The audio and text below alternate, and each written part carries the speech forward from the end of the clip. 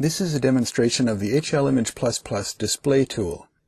The display tool is used to change the way an image appears on the screen without modifying the image itself. For example, an image might be displayed with higher contrast to make it easier for human eyes to make out the fine detail that the computer can see even with low contrast.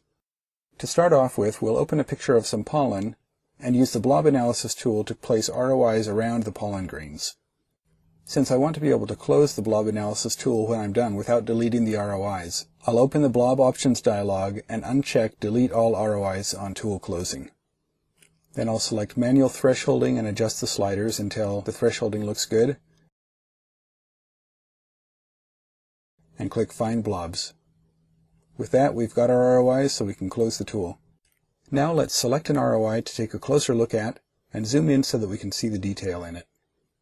As you can see, there is a certain amount of detail that we can see here, a few lighter areas and darker areas, but we'd like to enhance the contrast so that we can see it more clearly.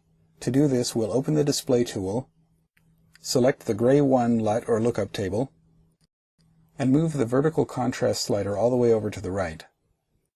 As you can see, this has increased the contrast in the image. The lighter areas are a bit lighter and the darker areas are a lot darker, but the problem is that we've lost all of the detail in the dark areas. So let's do this a different way. First we'll click Restore Original LUT to restore the original standard lookup table, and then we'll generate a lookup table that's optimized to enhance the content of this particular ROI.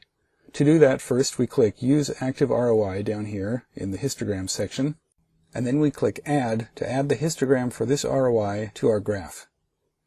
Let's scale the curves to make that easier to see. As you can see from the histogram, all of the pixels in this ROI are on the darker end of the lookup table. So all the rest of these brightness values aren't even used.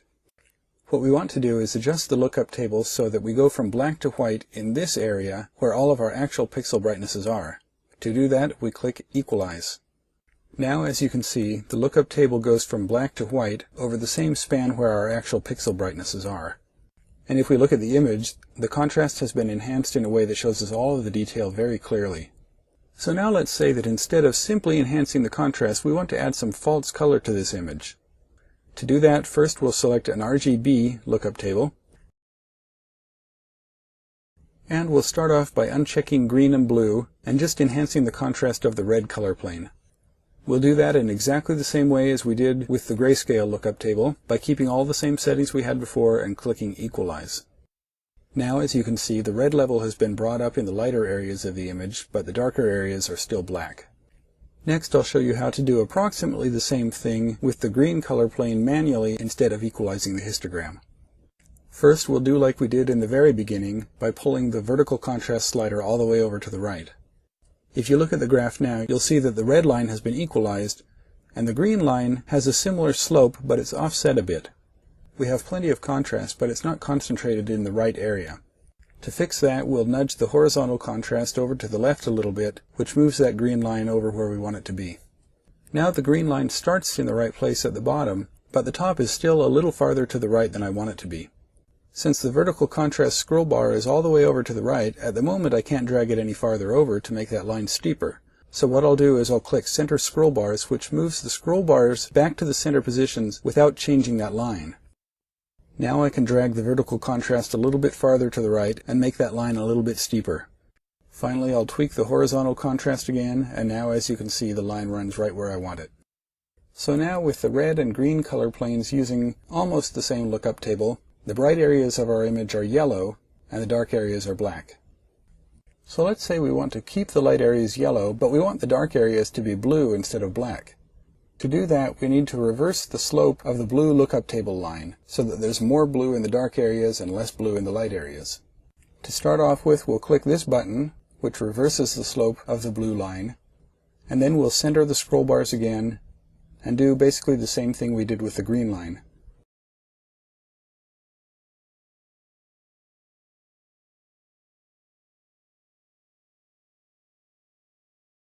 Now, as you can see, the dark areas of the original image are a deep blue, and the light areas are a rich yellow color.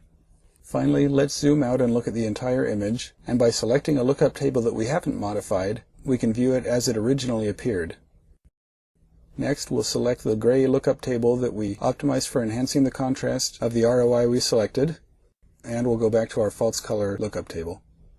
Each time we select a different lookup table, we change the way the image is displayed on the screen, but none of these operations has made any changes to the pixels in the actual image.